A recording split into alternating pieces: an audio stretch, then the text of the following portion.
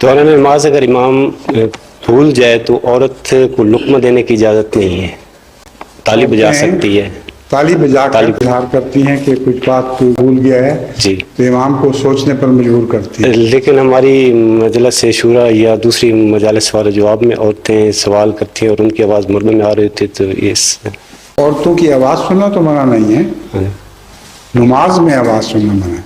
ठीक, मजलिस शूरा में नमाज पढ़ रहे होते हैं आप? नहीं, फिर ठीक है हज़रत आयशा सिद्दीक़ा रज़ियल्लाहु तआला अन्हा तकरीर किया करते हैं घोड़े पर चढ़ के जी, कसरत के साथ फौजों के सामने, जी, तो औरत की आवाज़ को मना नहीं। ठीक, इतने सहाबा ने हज़रत आयशा सिद्दीक़ा रज़ियल्लाहु तआला अन्हा से रवायात मुंतकिल की हैं, जी, नोट की हैं और आगे चलाई हैं, जी, तो वो सुन के करते थे ना, जी, जी, आवाज़ सुनने तो मना नहीं। ठीक है।